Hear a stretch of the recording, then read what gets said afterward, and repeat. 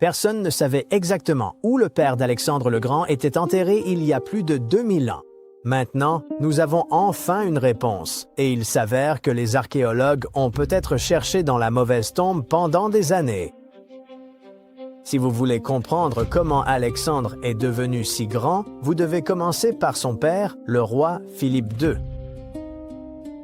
Il a rendu la Macédoine puissante et a donné à Alexandre ce dont il avait besoin pour conquérir une immense partie du monde. Philippe a perdu la vie en 336 avant notre ère, et pendant longtemps, personne ne savait avec certitude où il était enterré. Enfin, jusqu'à maintenant. Les archéologues ont toujours soupçonné que la famille d'Alexandre le Grand était enterrée dans un complexe de tombes royales à Aigai, aujourd'hui Vergina, en Grèce.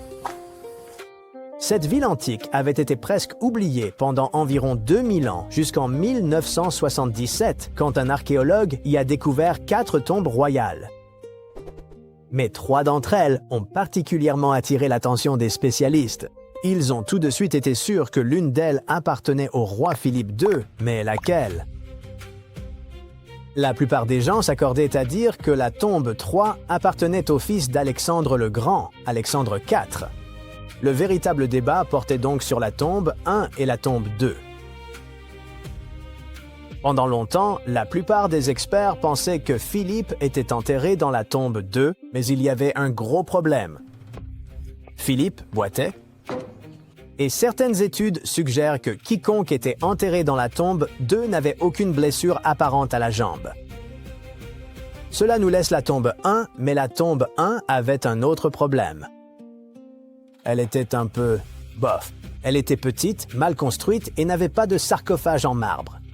Les 2 autres tombes étaient plus grandes et bien plus impressionnantes. Alors pourquoi un roi puissant serait-il enterré dans la tombe la moins impressionnante?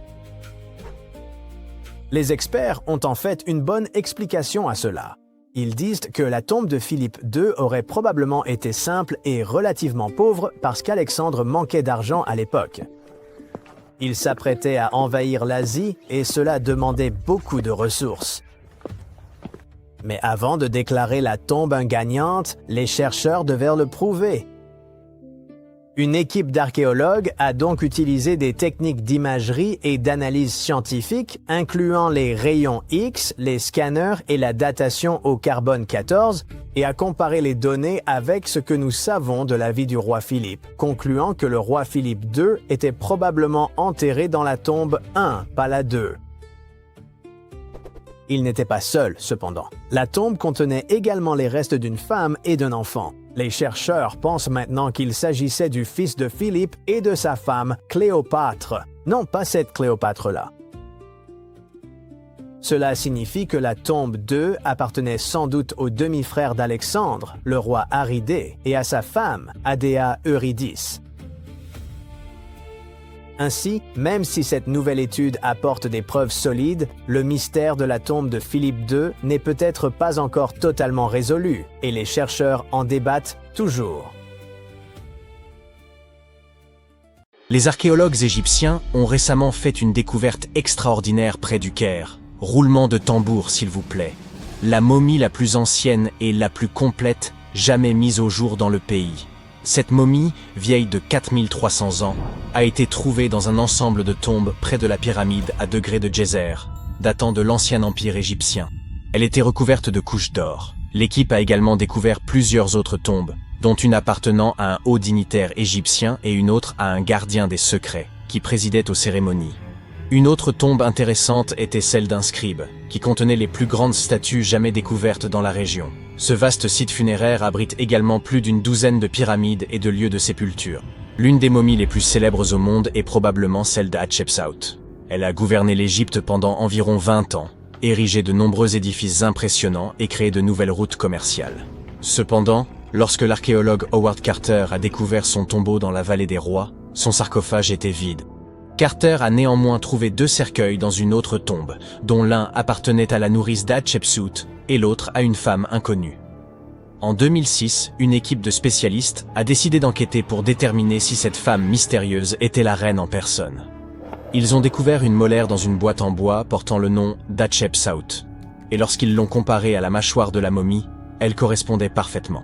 Ramsès II était un souverain des plus remarquables, mais c'est sa momie, plus encore que ses accomplissements, qui aura finalement marqué l'histoire. Ramsès est considéré comme le pharaon le plus puissant de toute l'Égypte, ayant régné durant pas moins de 6 décennies. Il a également vécu jusqu'à l'âge canonique de 90 ans, ce qui était tout à fait remarquable compte tenu de l'époque à laquelle il vivait. Ramsès II aurait eu plus de 100 descendants, parlé d'une famille nombreuse. À sa mort, son corps fut initialement enterré dans la vallée des rois, mais des pillards tentèrent de dérober les trésors de son tombeau. Ses successeurs, ne pouvant tolérer de tels actes, déplacèrent donc son corps vers un lieu tenu secret pour le protéger. Avance rapide jusqu'au XIXe siècle, quand la momie de Ramsès II fut découverte avec celle d'autres souverains et dignitaires. Cependant, elle n'était pas en très bon état. Les archéologues décidèrent donc de l'envoyer à Paris pour des soins appropriés. Le problème, c'est qu'il ne pouvait tout simplement pas être expédié vers un autre pays. La seule solution fut de donner à Ramsès II un passeport. Sa profession y était indiquée comme « roi », et le document comportait même sa photo. La plupart des momies ne sont pas nécessairement réputées pour avoir une peau très hydratée, mais celle d'une femme originaire de Chine et surnommée Lady Di prouve le contraire.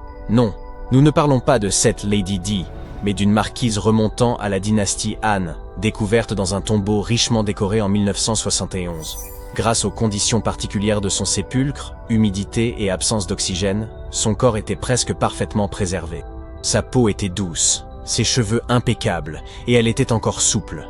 Le musée qui expose aujourd'hui sa momie montre également une multitude d'objets luxueux enterrés avec elle, comme de la vaisselle et des instruments de musique.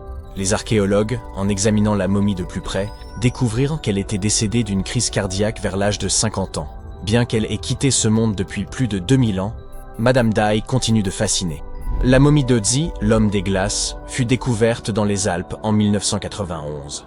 Les autorités autrichiennes pensèrent d'abord qu'il s'agissait d'un alpiniste moderne, tant il était bien conservé. Il s'avéra qu'il provenait en réalité de l'âge du cuivre. Grâce à l'étude de sa momie, retrouvée dans un col de montagne à plus de 3000 mètres d'altitude, nous en avons énormément appris sur la vie en Europe durant le Chalcolithique. Par exemple, nous savons qu'il était originaire d'Europe centrale et qu'il consommait régulièrement de la viande. Il souffrait également d'arthrite, de rétrécissement des artères et de troubles intestinaux. Mais il utilisait probablement l'acupuncture et des herbes médicinales pour traiter ses affections. Apparemment, il était aussi très habile de ses outils. Il les avait aiguisés quelques jours à peine avant sa mort prématurée. Peut-être anticipait-il des ennuis? Ou se préparait-il simplement pour une tâche de routine? Le roi Toutankhamon et son histoire figurent parmi les plus célèbres de toutes les momies d'Égypte. Ce pharaon est décédé à l'âge précoce de 19 ans, il y a plus de 3 millénaires, mais sa momie reste l'une des plus emblématiques au monde. Lorsque son tombeau a été ouvert en 1922, l'excitation était à son comble car il était encore intact, contrairement à de nombreux autres tombeaux royaux. Il contenait des sarcophages somptueusement ornés, dont un en or massif. Non seulement le tombeau de Toutankhamon nous a offert un aperçu de l'histoire de l'Égypte ancienne, mais sa momie nous a également beaucoup appris sur l'époque dans laquelle il vivait. L'analyse de son ADN a permis d'identifier ses parents et a révélé que le pharaon souffrait d'une rare maladie osseuse qui aurait pu le rendre invalide. Ginger est probablement l'une des momies les plus fascinantes dont vous entendrez jamais parler. Il ressemble à un voyageur temporel venu d'il y a 5000 ans, arborant encore ses cheveux dorés et ses ongles parfaitement préservés.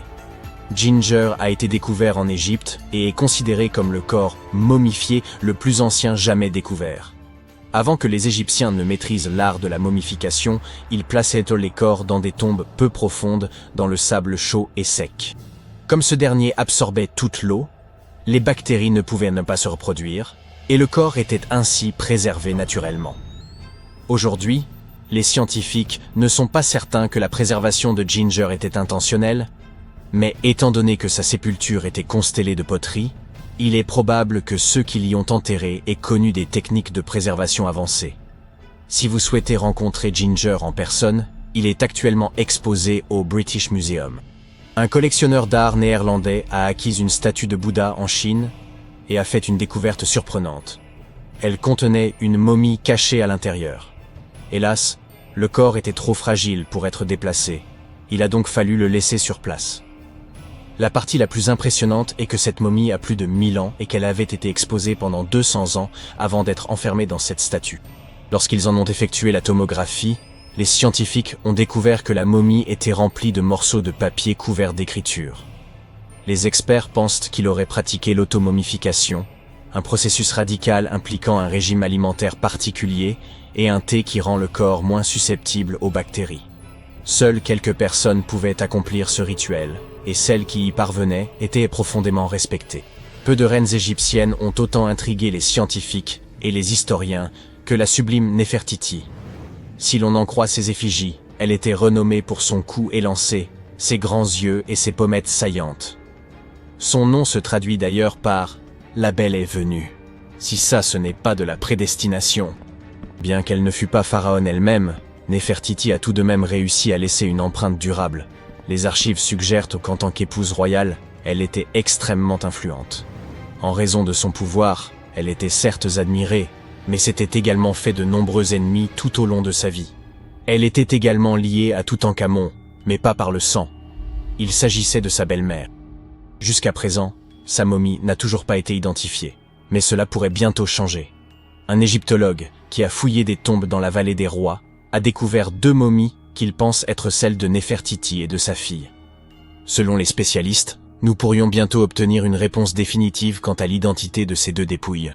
Si l'une d'elles s'avère être Néfertiti, nous pourrions être en présence d'une découverte majeure. L'analyse ADN et la tomographie de la momie pourraient nous offrir l'image la plus complète et précise de la reine que nous ayons jamais vue.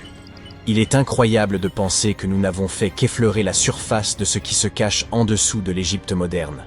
Néfertiti a régné sur l'Égypte pendant une période de grande puissance et de prospérité. Mais est malheureusement décédée au cours d'une période de troubles qui ont conduit à la perte de son site funéraire. Qui peut vraiment prédire où elle se trouve aujourd'hui? Autant l'admettre, la plupart des tombes anciennes ont été profanées au moins une fois. Quelles qu'aient été les rumeurs entourant leur malédiction, la plupart des momies ont également été démaillotées. À une exception, la momie Bachiri demeure intacte et suscite un tel trouble que nul n'ose en percer les secrets. Voici Howard Carter, un nom qui vous est sans doute familier si vous vous intéressez à l'Égypte ancienne. On le connaît surtout pour avoir mis au jour, en 1922, la tombe du pharaon Toutankhamon. Mais rares sont ceux qui savent qu'avant cette découverte majeure, il aurait peut-être trouvé une autre momie. Cette découverte remonte à 1919 et porte divers noms, la momie de Bachiri, celle de Pachéri ou encore l'Intouchable. Selon certains témoignages, Carter aurait croisé son chemin dans la vallée des rois, précisément là où il exhumera plus tard le tombeau de Toutankhamon. Pourtant, cette momie demeure enveloppée de mystère. Ce n'est pas la superstition qui l'a protégée, mais la crainte de provoquer un tort irréparable. Personne ne peut garantir qu'un geste malencontreux pourrait être corrigé. Si finement emmaillotée, elle n'a jamais été déroulée. Les chercheurs redoutent de causer un dommage irréversible à son enveloppe funéraire. Il existe une règle d'or chez les spécialistes des antiquités. Si vous n'êtes pas absolument certain de pouvoir restaurer ou préserver un objet tel quel, abstenez-vous d'y toucher. L'histoire regorge d'exemples de trésors anciens irrémédiablement défigurés, comme le tristement célèbre Ecce Homo, ou la statue au sourire maladroitement restaurée. Le tissu fragile recouvrant son visage arbore un motif singulier, évoquant la forme stylisée d'une pyramide. Bien que les experts restent prudents, il pourrait s'agir d'un cas unique dans l'art de l'embaumement. Toutefois, sans en maîtriser la technique d'origine, le dérouler puis le restaurer sans l'abîmer semble quasiment impossible. Autrefois, qu'ils soient érudits ou pillards, les hommes n'hésitaient pas à défaire les bandelettes funéraires, souvent dans un but d'étude. Aujourd'hui, la technologie nous permet d'examiner le contenu des sarcophages avec précision, sans avoir à altérer ni ouvrir la moindre enveloppe. Après un examen approfondi de la momie de Bachiri, les chercheurs ont pu déterminer qu'elle appartenait à un homme mesurant environ 1,67 m et ayant vécu durant l'ère ptolémaïque, soit entre 305 et 30 avant notre ère. Cela signifie que cette dépouille remonte à quelques 2300 ans.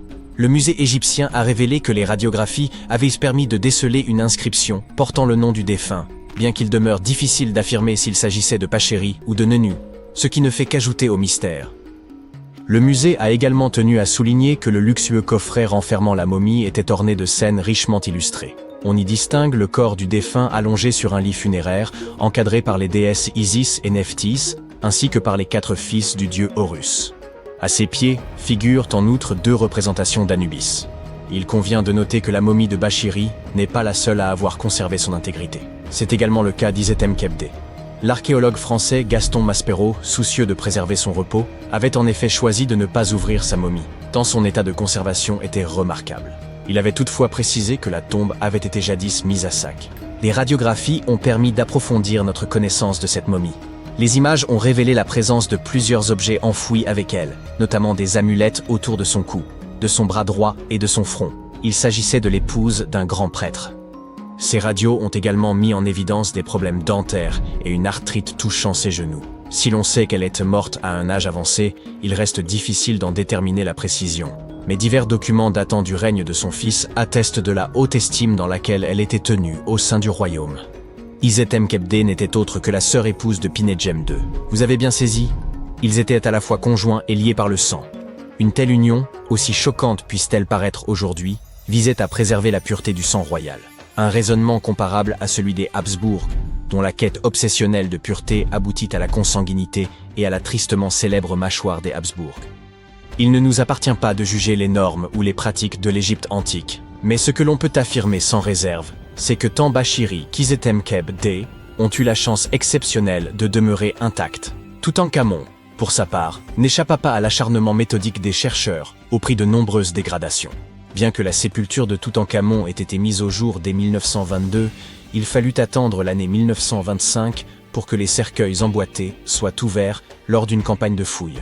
Le premier, maintenu fermé à l'aide d'épingles en argent, dissimulait un second cercueil, anthropomorphe, décoré de vers colorés et de guirlandes florales.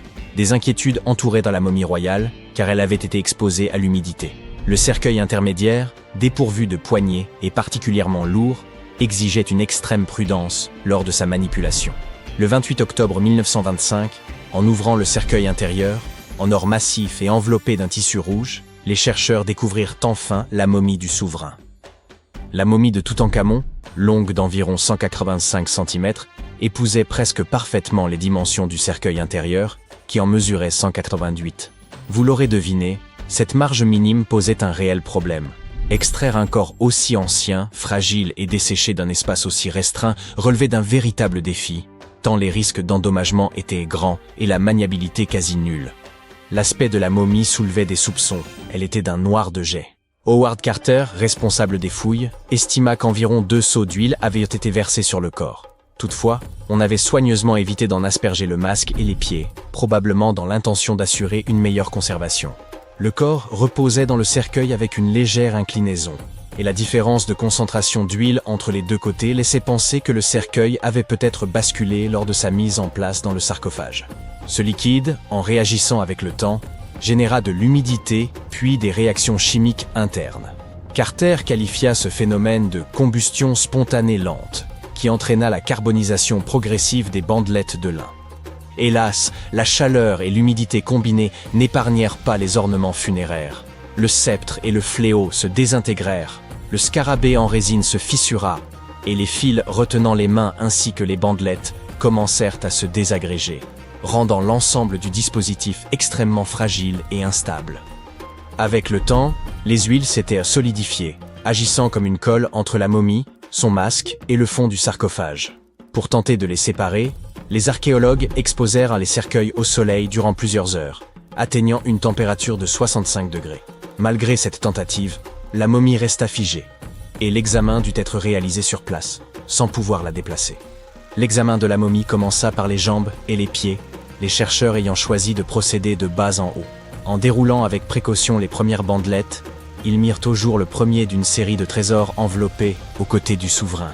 Chaque découverte fut méthodiquement photographiée et dûment répertoriée, dans le respect des exigences de la documentation archéologique. Les couches internes des bandelettes étaient en mauvais état, largement réduites en poussière, ce qui compliquait la compréhension de leur agencement initial. Néanmoins, les méthodes employées restaient conformes à celles observées dans d'autres momies nobles de l'époque, avec de nombreux coussinets en lin plié servant à modeler le torse et les cuisses. Les bandelettes extérieures et intérieures étaient confectionnées en lin fin, tandis que les couches médianes étaient plus grossières. Un bandage complexe entourait les épaules, la poitrine et la région de l'aine. Chaque membre, ainsi que les doigts et les orteils, recouverts de capuchons d'or, étaient enveloppés séparément. De plus, Toutankhamon portait des sandales en feuilles d'or aux pieds. Les chercheurs espéraient pouvoir séparer la momie du cercueil en retirant simplement les bandelettes extérieures, mais la résine avait solidement collé le corps au bois. Ils durent donc procéder à un dégagement mécanique, sectionnant le torse au niveau des hanches et désarticulant les bras pour continuer le démaillotage. Pour stabiliser les différentes parties, chaque segment fut traité à la cire de paraffine chaude, puis les mains et les pieds furent réassemblés à l'aide de résine. La tête, collée au masque funéraire, fut détachée avec des couteaux chauffés. Afin d'examiner la dentition, une incision fut pratiquée autour de la mâchoire et du cou, réparée ensuite à la résine.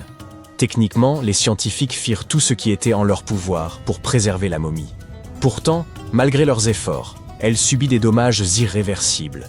Et vous, qu'en pensez-vous? Auraient-ils dû la laisser dans son sarcophage, ou ont-ils agi à bon escient? Partagez votre avis dans les commentaires. Nul homme ne retrouvera jamais mon tombeau. C'est, selon la légende, ce qu'aurait un jour déclaré Cléopâtre. Il ne s'agissait pas réellement d'une question de sexe. Elle ne souhaitait simplement pas qu'une âme vivante vienne troubler son repos. Et je pense qu'elle signifiait par là qu'aucun être humain ne parviendrait jamais à localiser sa tombe. Pourtant, contre toute attente, c'est bien une femme qui s'est approchée plus que quiconque de cet objectif tant convoité. Faites la connaissance de Kathleen Martinez-Berry, une avocate pénaliste dominicaine devenue archéologue. Sa fascination pour Cléopâtre fut telle qu'elle décida de tout quitter pour partir en Égypte, sans le moindre appui officiel ni même l'aval des autorités. Son seul moteur, une détermination inébranlable à retrouver la dernière demeure de la reine. On pourrait dire que Kathleen a toujours eu une longueur d'avance. Élève précoce, elle sauta plusieurs classes, maîtrisa le piano, les échecs, la natation et les arts martiaux, et grandit dans un environnement où les plus brillants esprits venaient débattre sous son toit. Diplômée en droit à 19 ans, elle nourrissait depuis longtemps une passion pour l'archéologie, bien qu'elle n'ait jamais mis les pieds en Égypte, ni participé à une seule fouille. Son obsession pour Cléopâtre remontait à un échange animé avec son père en 1990. Ce jour-là, elle pénétra dans la bibliothèque familiale en quête d'un exemplaire d'Antoine et Cléopâtre de Shakespeare. Son père, Fausto Martinez, professeur et expert en droit, qualifia alors la reine d'Égypte de simple séductrice. Kathleen ne pouvait s'y résoudre.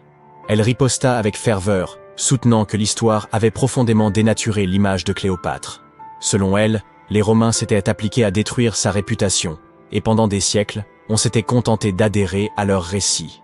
La discussion s'éternisa des heures durant, jusqu'à ce que son père concède qu'il avait peut-être jugé la souveraine trop hâtivement. Cette conversation marqua un tournant décisif. Dès lors, Kathleen se plongea dans l'étude des textes antiques, accordant une attention particulière aux récits de Plutarque sur Cléopâtre et Marc-Antoine. Plus elle approfondissait ses recherches, plus elle se persuadait que la reine d'Égypte n'était pas qu'une souveraine éprise d'un tyran au destin tragique, mais une stratège de génie, engagée dans une lutte politique visant pour préserver l'indépendance de son royaume. Et plus elle lisait, plus une question s'imposait à elle. Et si l'on avait toujours cherché le tombeau de Cléopâtre au mauvais endroit, cette idée ne la quitta plus. Alors qu'elle veillait sur son deuxième enfant, elle obtint une maîtrise en archéologie, une capacité à jongler avec les responsabilités qui témoignent de sa détermination. Cette quête raviva l'obsession qui allait désormais guider sa vie, percer le mystère du tombeau de Cléopâtre. Si la majorité des spécialistes estiment que la reine repose sous l'Alexandrie moderne, en compagnie de 13 autres souverains ptolémaïques, Martinez défend une hypothèse radicalement différente. Elle est convaincue que Cléopâtre a été inhumée à Taposiris Magna, un temple ancien dédié à Osiris, dieu de l'au-delà. Mais pour confirmer cette intuition, il lui fallait encore mettre la main sur un cartouche remontant à sa fondation. Ces plaques, de la taille d'un smartphone, étaient enfouies sous les structures sacrées et comportaient souvent des inscriptions relatant la date et la raison de la construction du temple. Si elle parvenait à découvrir une plaque attestant que l'édifice était voué à Isis, divinité tutélaire de Cléopâtre, elle disposerait enfin d'une preuve tangible qu'elle fouillait au bon endroit. Rien ne pouvait la détourner de son objectif. Martinez et son équipe fouillèrent l'ensemble du site, creusant plus profondément que quiconque avant eux. Ils découvrirent des pièces de monnaie frappées à l'effigie et au nom de Cléopâtre, qui établissaient un lien direct entre la souveraine et ce lieu. Puis, ils mirent au jour un élément encore plus fascinant. Un tunnel souterrain qui acheminait autrefois l'eau depuis le temple jusqu'à la Méditerranée. Si une partie de l'édifice s'était effondrée dans les flots, la tombe de Cléopâtre pouvait-il s'y trouver lui aussi? Pour poursuivre ses recherches sous-marines, Martinez devait convaincre les autorités égyptiennes de lui accorder leur soutien. Contre toute attente, elle parvint à exhumer le cartouche de fondation tant convoité. Il révélait qu'un pharaon avait dédié une vaste région de Nubie à la déesse Isis. C'était la confirmation tant attendue. L'inscription prouvait que le temple était bien consacré à Isis, confirmant que la théorie de Martinez n'était pas sans fondement. Si un temple se dressait encore sur la terre ferme, elle en déduisait qu'un second, peut-être même le tombeau de Cléopâtre, s'était effondré dans la mer. Pour étayer cette hypothèse, elle avait besoin d'experts en archéologie sous-marine. Elle contacta donc Robert Ballard, célèbre pour avoir découvert l'épave du Titanic. Avec l'aval de l'Égypte, son équipe se mit à sonder les eaux au large d'Alexandrie. Ce qu'ils mirent au jour dépassait leurs espérances. Sous l'eau, ils découvrirent d'imposantes structures de pierre, dont certaines atteignaient 2 à 3 mètres de haut, à l'endroit même où la côte se trouvait des millénaires auparavant. Parmi elles, figuraient aussi des blocs de basalte, le même matériau que celui des statues du premier temple. Une conclusion s'imposait. Ces pierres n'étaient pas de simples débris. Il s'agissait des vestiges d'une cité engloutie, ensevelie sous les flots depuis des siècles. Désormais, il ne reste plus qu'à attendre pour savoir si Martinez et son équipe parviendront à percer l'un des plus grands mystères de l'Antiquité, laissé par l'exceptionnelle Cléopâtre. Revenons un peu en arrière. À la mort de son père, Ptolémée le XIIe, le trône égyptien revint officiellement à la fois à Ptolémée XIIIe et à Cléopâtre, du moins en apparence. Alors âgée de 18 ans, Cléopâtre aurait épousé son frère de 10 ans, une pratique courante parmi les dynasties de l'époque. Bien qu'aucune preuve formelle ne permette de l'affirmer avec certitude. Mais l'union ne dura pas. Très vite, le jeune Ptolémée décida qu'il voulait régner seul et chercha à évincer Cléopâtre. Contrainte de fuir l'Égypte, elle ne se contenta pas d'attendre son heure dans l'ombre. Déterminée à reprendre ce qui lui revenait de droit, elle leva une armée. À seulement 21 ans, elle se trouvait déjà dans le désert du Sinaï, à la tête de ses troupes, élaborant son retour triomphal au pouvoir. À cette époque, Cléopâtre entretenait déjà une alliance aussi stratégique que personnelle avec Jules César. En juin 47 avant Jésus-Christ, elle donna naissance à un fils, Ptolémée César, plus connu sous le nom de Césarion, que beaucoup considèrent comme l'enfant de César. Mais cela ne l'empêcha nullement de respecter les traditions royales égyptiennes. C'est ainsi qu'apparut dans sa vie un second époux, son autre frère, Ptolémée XIVe. Oui, malgré sa liaison avec César, Cléopâtre contracta une nouvelle union au sein de sa propre famille, car dans son univers, préserver le pouvoir dynastique était une priorité absolue. Toutefois, son mariage ne changea rien à la solidité de son lien avec César. Cléopâtre se rendit même à Rome aux côtés de Ptolémée XIVe pour une visite d'État. Mais au lieu de loger au palais officiel, elle s'installa dans la villa privée de César, sur les rives du Tibre. Cependant, en 44 avant Jésus-Christ, aux ides de Mars, l'assassinat de César bouleversa l'équilibre politique et mit en péril la position de Cléopâtre. Comme si cela ne suffisait pas, peu de temps après, Ptolémée XIVe trouva la mort. Certains soupçonnent même que Cléopâtre ait orchestré sa disparition, la laissant seule maîtresse de l'Égypte. Pendant ce temps, à Rome, Marc-Antoine consolidait son ascension, se rêvant l'héritier politique de César. Curieux d'évaluer la souveraine d'Égypte, il la convoqua. Cléopâtre ne manqua pas l'occasion de marquer les esprits. Elle fit son entrée sur une somptueuse barge, paraît-elle une déesse. Dès qu'il la vit, Antoine en fut immédiatement épris, à tel point qu'il abandonna son épouse restée à Rome pour suivre Cléopâtre à Alexandrie, où leur relation prit la forme d'une idylle à part entière. Ensemble, ils eurent 3 enfants, et s'engagèrent dans un conflit majeur contre Octave, fils adoptif de César, dans une lutte acharnée pour le contrôle de l'Empire romain. La dernière apparition de Cléopâtre eut lieu dans son mausolée, paré de tout le faste royal. Un diadème ornant son front, étendu sur ce que Plutarque décrivit comme un lit d'or. Après leur défaite à Actium, les troupes d'Octave marchèrent sur Alexandrie. Consciente que la fin approchait, la reine se retrancha dans son mausolée, entourée d'or, d'argent, de perles et d'œuvres d'art. Plutôt que de voir ses trésors tomber aux mains des Romains, elle menaça de les réduire en cendres. Antoine, refusant de son côté de tomber vivant entre les mains des Romains, se frappa de son propre glaive. Toutefois, avant d'expirer, il fut transporté auprès de Cléopâtre. Elle le serra contre elle tandis qu'il rendait son dernier souffle. Un peu plus d'1 semaine plus tard, Cléopâtre prit sa décision.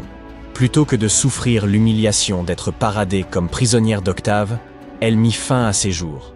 Selon la légende, elle succomba à la morsure d'un aspic.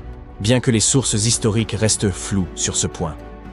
Elle n'avait alors que 39 ans, une existence qui, somme toute, fut assez bien remplie.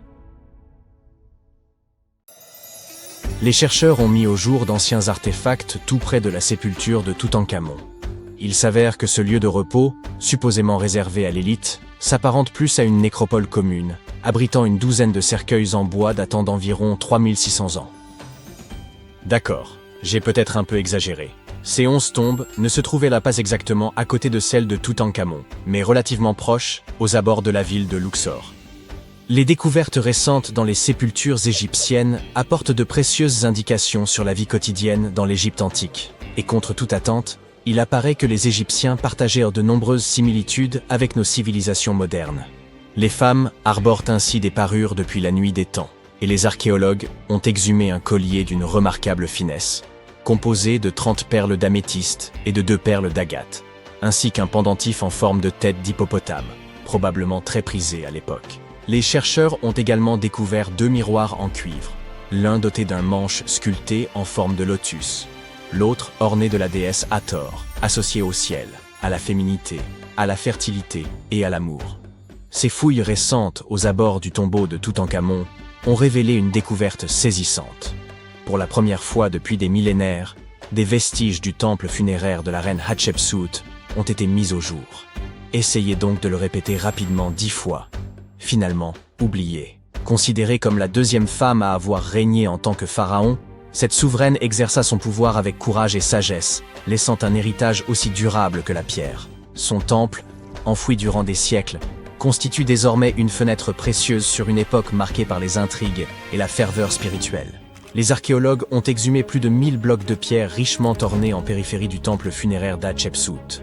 Peu de femmes réussirent à accéder au trône dans l'Égypte antique. À proximité, une autre tombe a été découverte. Elle appartenait à Djehutimès, intendant du palais de la reine Tétichéri. La reine Hatshepsut semble avoir bien plus de tombes, ou plutôt d'atouts, cachés dans sa manche. Contrairement aux pyramides, ces tombes ont été directement creusées dans la roche, illustrant une approche singulière de la préservation de l'âme dans l'au-delà. Les fouilles ont permis d'exhumer plusieurs objets anciens fascinants. Des jouets en argile, des masques de momies, des scarabées ailés et quelques amulettes. Malheureusement, il est probable que bien d'autres artefacts aient disparu au fil des siècles, car des visiteurs moins scrupuleux que les archéologues ont exploré le site avant eux. Il y a fort à parier que des pillards aient mis la main sur certaines pièces de grande valeur. Pourtant, ils ont laissé derrière eux quelques vestiges intéressants pour les chercheurs, notamment des poteries destinées aux offrandes de pain et de viande, ainsi que des arcs, suggérant un lien entre les propriétaires de ces tombes et l'armée égyptienne. En parlant de protection de l'âme, elle est bien plus essentielle qu'on ne pourrait le croire, surtout lorsqu'on se promène aux abords de Luxor à la recherche de secrets enfouis. Vous n'êtes pas du genre à craindre la malédiction de Toutankhamon, n'est-ce pas? Laissez-moi vous raconter ce qui est arrivé à ceux qui l'ont bravé, mais n'allez pas tout prendre au pied de la lettre. Pendant des années, certains égyptologues, en particulier ceux qui prêtaient foi au paranormal, ont été convaincus qu'une malédiction pesait sur les découvertes liées à Toutankhamon. Cette croyance prenait racine dans la mort brutale et inexpliquée de plusieurs membres de l'équipe ayant exhumé son tombeau en 1922. Puisqu'aucune explication scientifique évidente ne justifiait ces décès, il était plus simple de les attribuer à une force surnaturelle et d'éviter de se poser davantage de questions. Or, il semble que cette fameuse malédiction ne soit qu'un mythe. En réalité, ces décès pourraient être liés à l'exposition à des radiations mortelles. Mais d'où provenaient-elles? Après tout, si la radioactivité fut découverte au XIXe siècle, il est difficile d'imaginer que les anciens Égyptiens aient eu accès à du radium pour illuminer le tombeau de Toutankhamon d'une lueur inquiétante. Alors, quelle est la véritable explication? Il se pourrait que des déchets toxiques soient à l'origine de ces morts mystérieuses. Des niveaux élevés de radiation issus de l'uranium et d'autres substances dangereuses auraient été piégés dans le tombeau depuis plus de 3000 ans. D'ailleurs, il se murmure que la chambre funéraire de Toutankhamon contiendrait encore aujourd'hui des taux de radiation si élevés que toute personne y pénétrant risquerait de développer une maladie incurable due à tant d'exposition. Et si cela vous semble exagéré, dites-vous que vous pourriez frôler un niveau de contamination similaire si vous laissez moisir des restes de nourriture au fond de votre frigo pendant 1 mois. Toutefois, cette radioactivité ne se limite pas au tombeau de Toutankhamon.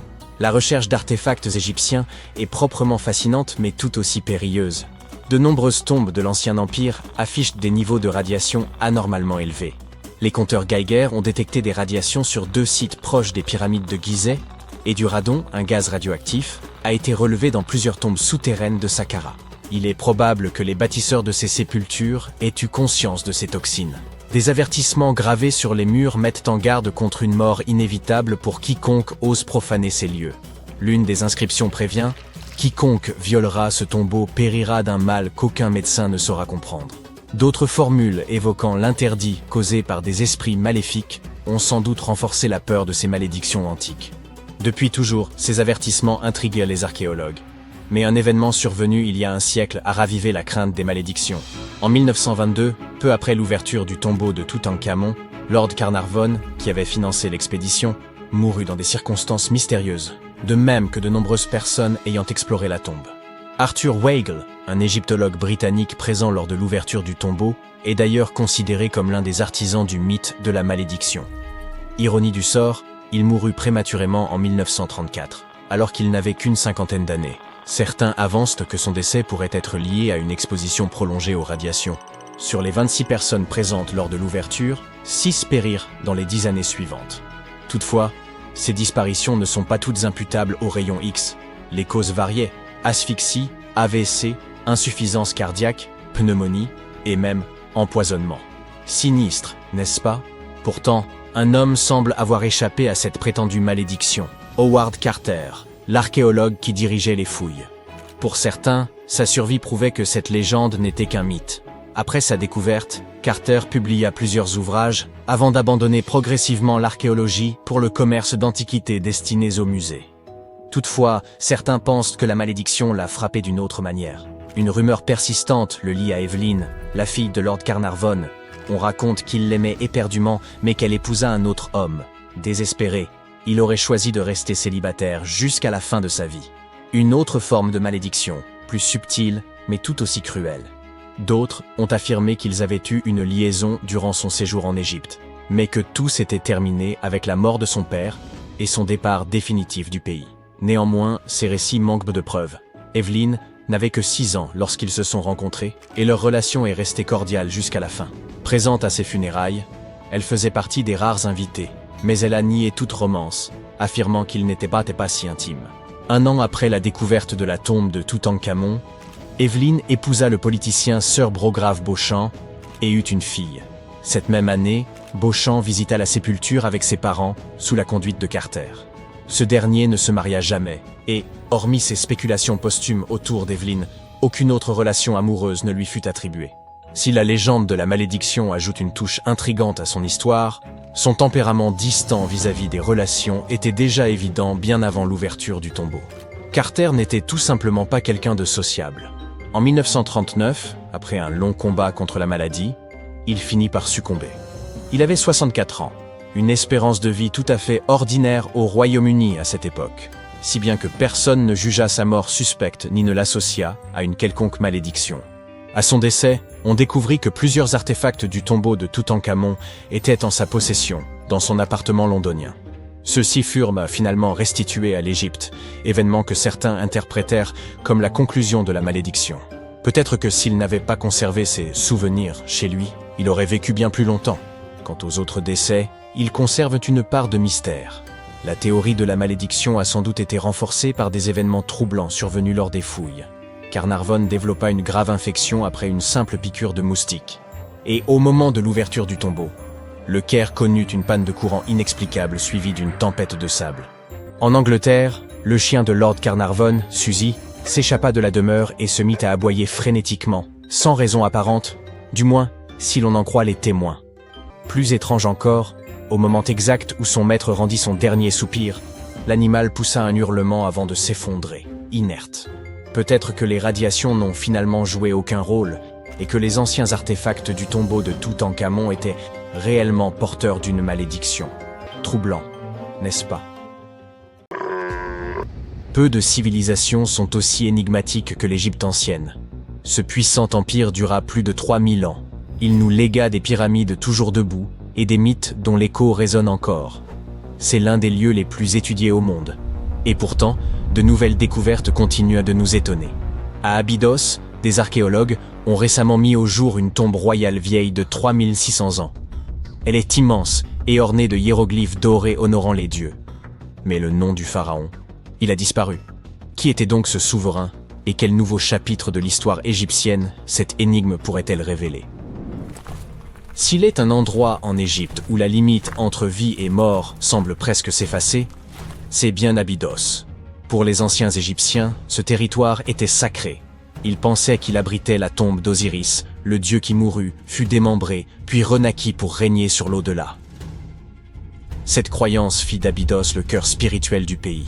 Les pharaons y firent ériger des temples majestueux, notamment celui de Séti Ier, célèbre pour sa liste royale, où sont gravés les noms de 76 souverains. Des pèlerins venus de tout le royaume y déposèrent des offrandes et participaient aux fêtes d'Osiris, durant lesquelles sa mort et sa résurrection étaient rituellement rejouées. Ce n'était pas un culte purement symbolique, c'était une sorte de Japan Expo avant l'heure, où, au lieu d'imiter des héros, les fidèles incarnaient des dieux renaissants. Les pharaons rivalisaient d'ardeur pour reposer au plus près d'Osiris, transformant Abydos en un lieu à la fois funéraire, sacré et promesse d'éternité. Des millénaires plus tard, les environs d'Abydos continuent de livrer des merveilles. Ce fut le cas de la tombe récemment découverte. Au début de 2025, une équipe conjointe d'archéologues égyptiens et américains entreprit des fouilles sous une éminence rocheuse appelée la montagne d'Anubis. Vous vous souvenez d'Anubis? Le dieu à tête de chacal, gardien des nécropoles.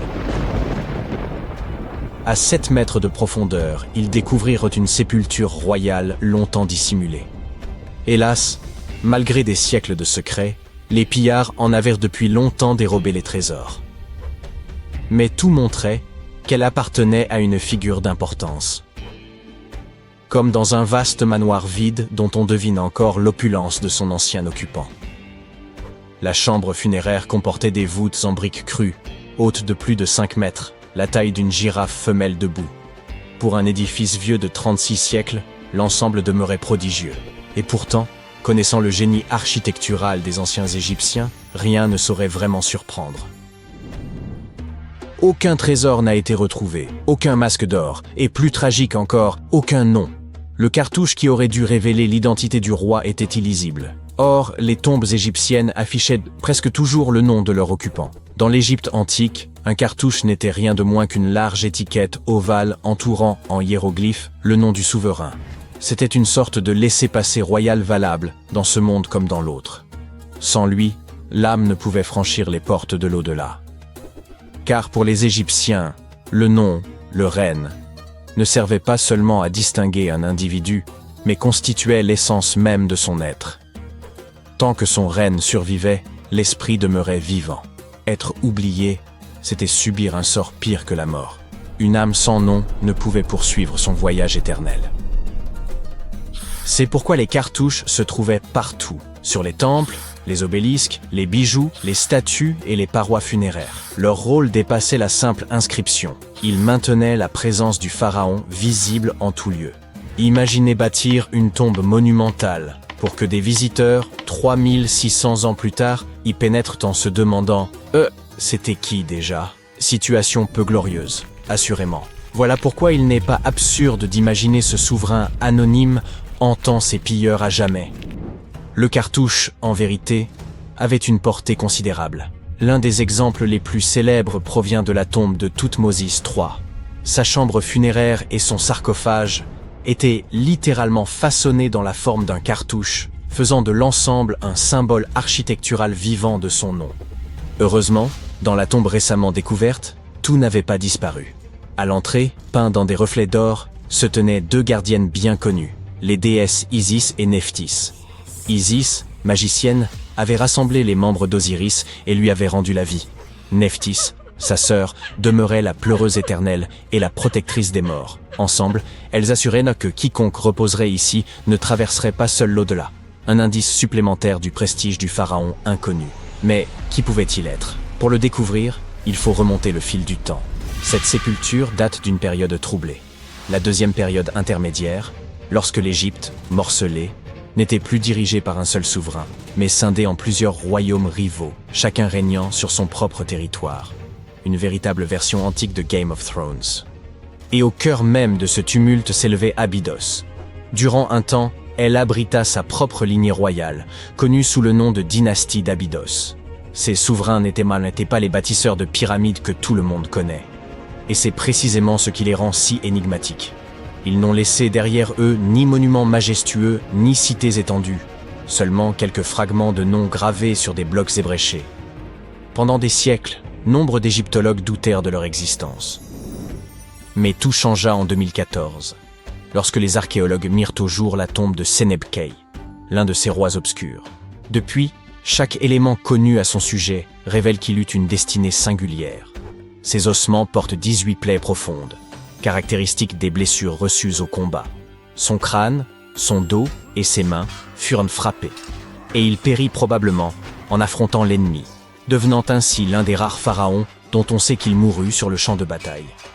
Sa sépulture, modeste et composée d'objets provenant de règnes antérieurs, contenait néanmoins une chose inestimable, la preuve de son existence. Avant Senebkay, la dynastie d'Abydos n'était qu'une hypothèse. Grâce à lui, elle prit corps et réalité. C'est pourquoi la récente découverte pourrait être cruciale. La nouvelle tombe royale exhumée à Abydos adopte le même plan et le même style que celle de Senebkay. Chambres en calcaire, voûtes de briques crues et divinité protectrice. Toutefois, elle se distingue par sa taille bien supérieure, ce qui suggère qu'elle appartint peut-être à un souverain d'Abydos plus ancien encore, et doté d'un pouvoir plus vaste. Quel qu'il fût, ce roi voulait que sa mémoire se perpétuât aux côtés de celle des plus grands. Ironie du sort, l'histoire elle-même semble avoir tenté de l'effacer. Peut-être que d'autres découvertes, à proximité de son tombeau, nous livreront davantage d'indices. Et, en effet, il y a plus. Et c'est plutôt fascinant. Non loin d'Abydos, dans le village de Banawit, les archéologues ont mis au jour un atelier de poterie remontant à l'époque romaine. Vous avez bien entendu, un atelier de poterie à 2 pas du tombeau d'un pharaon. Le site comportait d'immenses fours d'argile, des salles de stockage et de nombreux éclats brisés appelés ostraka. Ces tessons faisaient office de notes anciennes, à ceci près qu'au lieu de listes de courses, ils portèrent des reçus en grec et en démotique égyptien, de menus registres de transactions quotidiennes, des traces qu'on ne s'attendrait guère à trouver auprès d'un roi d'une dynastie oubliée. Ces potiers ont peut-être manqué une belle occasion. Au lieu de graver des reçus fastidieux, ils auraient mieux fait de vendre des tasses à l'effigie d'Osiris et des figurines d'Anubis pour les pèlerins et les voyageurs. Mais ce n'est pas tout. Il semble qu'après plusieurs siècles, durant l'ère médiévale, ce même sol soit devenu un cimetière. Les archéologues y ont découvert des tombes en briques crues renfermant des squelettes humains. Cela laisse penser qu'Abydos garda son aura sacrée bien après l'époque des pharaons. Mais pourquoi cette colline, encore et toujours, serait-ce réellement une porte vers l'au-delà ? Après tout, c'est ici même que l'on disait que reposait Osiris. Cette croyance, persistante comme une ombre, traversa les millénaires avec une force suffisante pour attirer aussi bien les rois antiques que les familles médiévales. Les rites changeaient, mais le sol demeurait sacré. Cela dit, rendons justice aux Romains. Ils n'étaient pas là pour vénérer Osiris, mais pour façonner des poteries. L'histoire d'Abydos est loin d'être close. Les fouilles se poursuivent, et nul ne sait ce que l'avenir révélera. Les archéologues disposent aujourd'hui d'outils semblables à des lunettes à rayons X pour le désert. Chaque balayage pourrait révéler une chambre secrète ou, avec un peu de chance, restituer son règne perdu à notre pharaon sans nom. Je dois avouer m'être étrangement attaché à percer ce mystère, alors espérons avoir bientôt des réponses. Ce n'est qu'une question de temps. Et vous, quelles hypothèses feriez-vous ? On aimerait les connaître. Vous creusez dans la célèbre nécropole de Saqqara en Égypte, qui fut un cimetière pour pharaons hyper prestigieux, quand soudain, vous découvrez une immense porte rose derrière laquelle se trouve quelque chose dont personne ne connaissait même l'existence. Derrière cette énorme porte en pierre, qui n'était pas censée être ouverte, soit dit en passant, vous venez de tomber sur une tombe oubliée de la royauté égyptienne. Bien, chers amateurs d'histoire, il va falloir vous accrocher, car des archéologues viennent de réaliser quelque chose tout droit sorti d'un film d'Indiana Jones. Voyageons donc jusqu'à Saqqara, l'un des sites les plus mystérieux et riches en trésors de l'Égypte ancienne. La vedette du spectacle, un prince dont vous n'avez probablement jamais entendu parler, le prince Ouserefre, fils du roi Ouserkaf. Personne de bien important, hein? Juste le fondateur de la 5e dynastie d'Égypte. Rien de bien sérieux. Mais la manière dont sa tombe a été découverte... Tout a commencé avec cette porte massive, faite de granit rose, rien de moins. Mais il ne s'agit pas simplement d'une dalle de pierre ordinaire, elle mesure environ 4 mètres de haut et plus d'1 mètre de large. Une girafe pourrait facilement la franchir sans se cogner la tête. Cette porte est également plus lourde que le SUV de votre voisin. Mais il y a un rebondissement, ce n'était pas une vraie porte. C'était une fausse porte. Un symbole destiné à permettre à l'esprit du défunt de passer du monde des vivants à l'au-delà. C'est là que notre histoire devrait prendre fin. Après tout, les fausses portes sont courantes dans les tombes. Mais celle-ci était vraiment spéciale. Vous voyez, les fausses portes étaient généralement fabriquées en calcaire, une roche assez commune et répandue un peu partout en Égypte. Pour en construire une en granit rouge ou rose, il fallait transporter ces roches depuis une carrière située à 650 km de là. Et vous vous doutez bien que le voyage n'était pas bon marché. Selon les égyptologues, c'est la première fois qu'une fausse porte de cette taille et de ce matériau est découverte en Égypte, ce qui en fait une pièce d'architecture totalement unique. Outre son coût extrêmement élevé, elle cachait également une surprise. Lorsque les chercheurs ont approfondi leurs investigations, ils ont réalisé que cette fausse porte dissimulait en réalité une véritable entrée. Et où conduisait-elle? À une tombe cachée remplie de statues, de reliques et de secrets vieux de plus de 4000 ans. La tombe appartenait au prince Ouserefre, mais vous pouvez aussi l'appeler Oussar Efra ou Wazer Efra. Bien qu'il ait été complètement effacé de l'histoire, ce gars n'était pas un noble quelconque. Les hiéroglyphes sur la porte en granit rose le désignent comme prince héréditaire, gouverneur de Bouto et de Nekeb, scribe royal, vizir, juge et prêtre lecteur. Ouf, un peu comme la version égyptienne de Daenerys Targaryen. Ces inscriptions non seulement identifient ses rôles politiques et religieux, mais suggèrent également qu'il détenait un pouvoir significatif en Basse et en Haute-Égypte, ces deux régions reliées directement par ses titres. Un titre en particulier, prêtre de Sokar, le lie à la divinité de la nécropole, celle à tête de faucon. Ce dieu était à la fois le patron des vivants et le dieu des morts. Je suppose donc que ce prince oublié était plutôt important. Sa tombe, après tout, fut placée dans un endroit super chic à Saqqara. Ce qui est encore plus mystérieux, c'est que le prince Ouserefre n'apparaît pas dans les listes officielles ni dans les arbres généalogiques royaux, ce qui nous amène à nous demander s'il est décédé avant de pouvoir accéder au trône, ou si son héritage a été délibérément effacé lors d'un des innombrables drames politiques qui secouaient régulièrement l'Égypte ancienne. Certains érudits croient aujourd'hui que sa disparition serait liée à des luttes de pouvoir religieuses ou politiques datant du début de la 5e dynastie, à l'époque où son père Ouserkaf travaillait à remanier la religion du pays. Et en parlant de son père, le roi Ouserkaf fut un véritable pionnier. Il ne fut pas seulement le fondateur de la veuille dynastie, il a aussi provoqué une véritable révolution religieuse, en élevant le dieu soleil Ra au-dessus de divinités plus anciennes. En effet, Ouserkaf a construit le tout premier temple solaire à Abouzir, suscitant une réelle obsession dynastique pour ce culte. Après la fin du bref mais révolutionnaire règne d'Ouserkaf, d'autres pharaons sont entrés en scène. Saouré, Néferirkare, Niuserre-Ini. En gros, le boys band de la 5e dynastie. Et ces gars-là étaient focalisés sur deux choses, construire des pyramides et faire de l'argent. Ils ne se contentèrent pas d'empiler des pierres. Ils étendirent l'influence de l'Égypte, ouvraient des routes commerciales vers des terres lointaines, et pavaient leurs temples d'or et de splendeur à n'en plus finir. Dans les tombes, c'était encore plus cool. Il y avait une magnifique table d'offrandes en granit rouge, couverte d'inscriptions décrivant les aliments rituels, une sorte de menu éternel pour l'au-delà, car ils croyaient que les défunts pouvaient, comme par magie, se restaurer de ces aliments. Mais en fait, c'étaient les prêtres funéraires et leurs familles qui mangeaient tous ces mets. On a également découvert des fragments de poterie, des amulettes et des murs peints. Mais les véritables vedettes, là-dedans, c'étaient les statues. Et là, les choses deviennent assez étranges, mais dans le bon sens. Les chercheurs ont découvert des statues du roi Djeser, celui qui a construit la première pyramide d'Égypte, de sa femme et de leurs 10 filles, à l'intérieur de la tombe du prince Ouserefre. Mais Djeser a vécu plusieurs siècles avant Ouserkaf. Alors que faisaient-ils ces statues ici? Eh bien les scientifiques n'en savent rien. Ces statues furent construites pendant le règne du roi Djeser lui-même, et appartenaient probablement à cette première pyramide jamais construite. Les experts pensent qu'elles furent déplacées pendant la 26e dynastie, des milliers d'années après Djeser, peut-être pour les protéger de la destruction, ou peut-être parce qu'elles étaient encore vénérées. En gros, les anciens Égyptiens étaient des accumulateurs, mais d'une manière élégante. Les scientifiques savent également de façon certaine que certaines gravures et statues retrouvées dans cette tombe ne furent réalisées que bien plus tard, ce qui signifie que le site fut probablement transformé en une espèce d'entrepôt pour objets de luxe, ou peut-être s'agit-il simplement d'une forme de décoration intérieure très ancienne.